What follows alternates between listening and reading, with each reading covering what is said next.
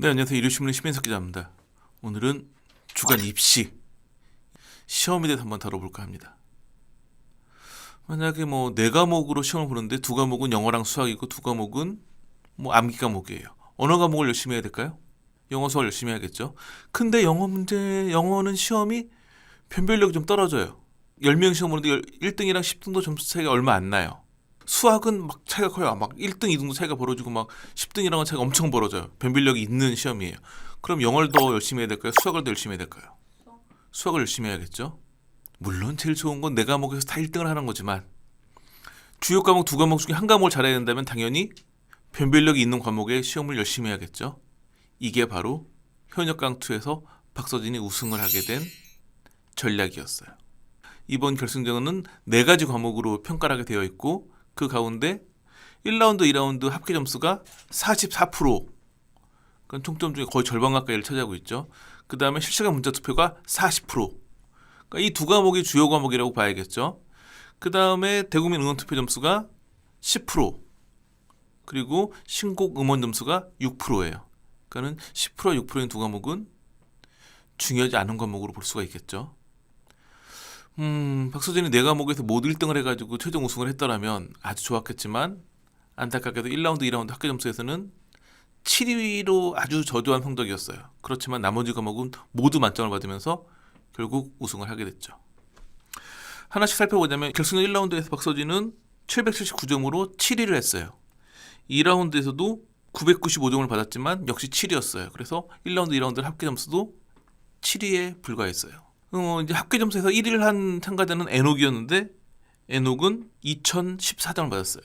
박서진은 1774점, 240점 차이가 벌어졌어요. 문제는 1라운드, 2라운드 합계 점수를 더한 이 과목은 변별력이 매우 떨어져요.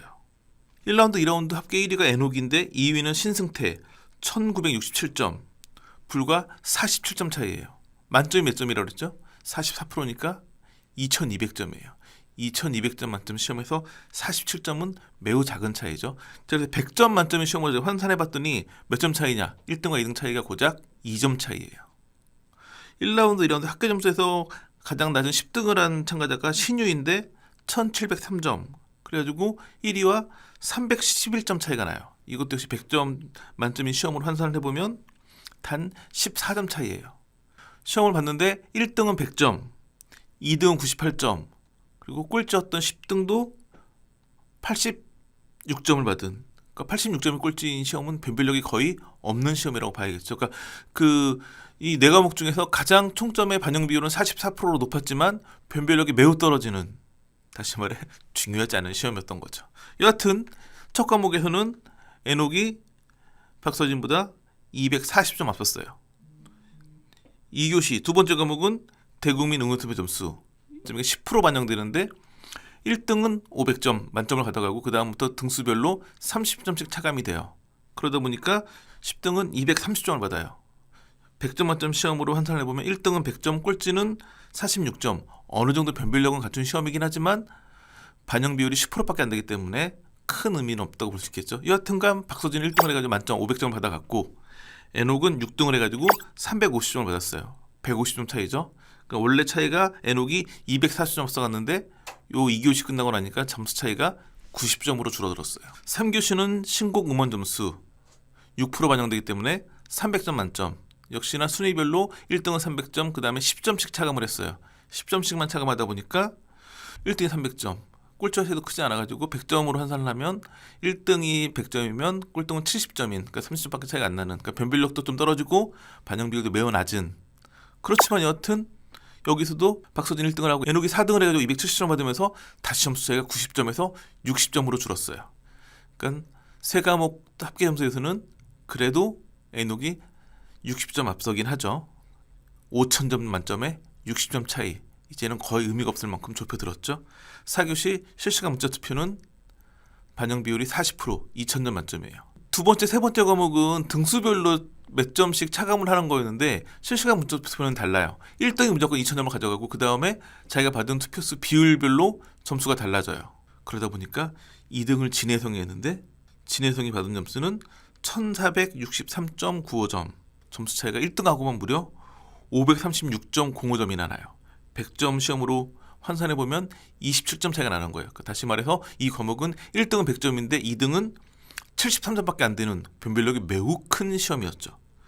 여기서 신유 같은 경우에는 가장 낮은 점수를 받아가지고 636.54점을 받았는데, 그렇다면 100점 만점 시험으로 환산하면 30점이에요.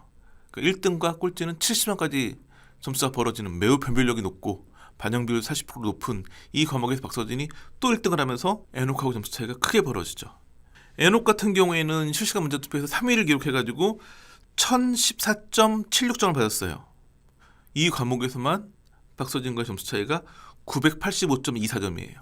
세 과목 합계에서는 에녹이 30점 그래도 우위를 점하고 있었는데 마지막 한 과목에서 985점이나 벌어져 버리니까 뭐 비교할 수 없을 만큼 박서진이 압도적인 1위가 되어버린 거죠.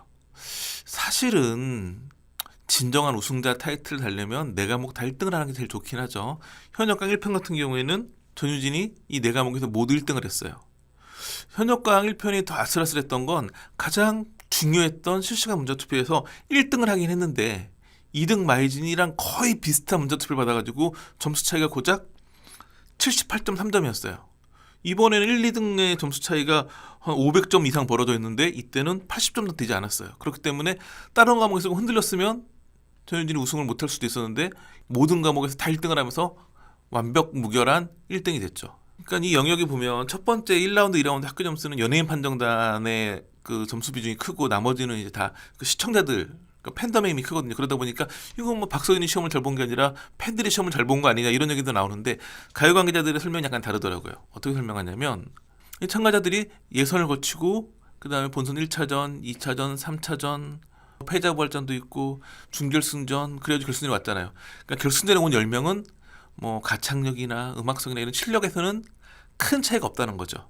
어차피 1등이나 10등이나 실력 차이는 종이 한 장 차이기 때문에 이건 변별력이 있을 수가 없는 거예요. 그러니까 이거 뭐 누가 더 노래를 잘하냐 못하냐, 연예인 판정에 누가 점수를 몇 점 주느냐 이걸로는 뭐 판별이 불가능할 만큼 다 쟁쟁한 참가자라는 거죠. 그날 컨디션 또 어떤 연예인 판정단의 어떤 심리적인 요소 이런 것 때문에 조금 1, 2점 차이가 나는 거지 큰 차이가 날 수가 없는 영역이에요.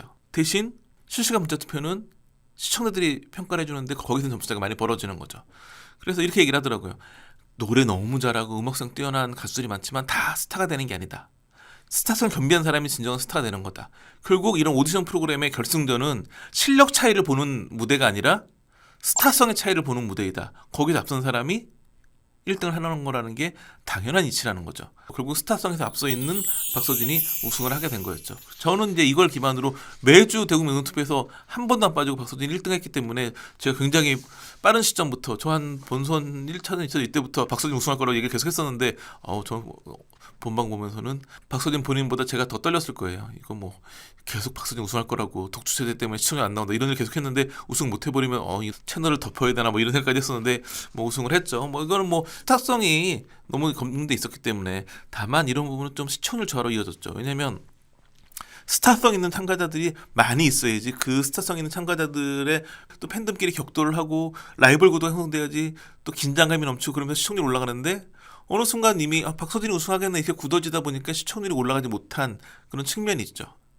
시청률 하락에는 또 다른 요소도 있는데 이제 사실은 이제 현역강은 1위가 중요하지 않을 수도 있는 오디션 프로그램이에요. 왜냐하면 탑 7에 들어야지 한일강전에 출전할 수 있거든요. 그러니까 결국은 누가 1등을 하느냐도 중요하지만 누가 7등 안에 드느냐, 결국 탈락하는 사람이 누구냐도 중요한 부분인데 탈락한 사람들의 면면을 보면 굉장히 눈에 띄는 이름 두 개가 있어요. 우선 신유와 박서진은 예선에 참가하지 않았어요. 그것 때문에 공정성 논란이 일기도 했지만 그게 중요한 게 아니라 제작진은 예선 끝나고 난 다음에 본선 1차전 첫 방송에 박서진, 두 번째 방송에서 신유를 투입하면서 화제성을 막 끌어올리고자 하는 계획이었는데 그게 빗나갔죠. 결국 박서진은 우승까지 가긴 했지만 신유는 10등을 해가지고 탑7에 들지 못했어요. 그러니까 신유도 박서진만큼 잘해줬으면 그렇게 높은 스타성과 이런 걸 발휘해줬으면 굉장히 좀 화제가 되면서 시청이 올라갔을 텐데 그 부분이 제작진 의도대로 풀리지 않았죠. 두 번째는 환희인데 환희도 이번에 결국은 탑7에 들지 못했는데 현역강 1편에서 린이 잘 되면서 타장르 가수 누가 나오느냐 참가자 모으는 단계부터 제작진이 한 얘기가 뭐였냐면 굉장히 놀랄만한 가수들한테 연락이 많이 오고 있다. 그래서 그럼 이번에 타장르부에서 뭐 한 두세 명 출연할 수도 있지 않나 싶었는데 한 명을 압축을 한 거예요.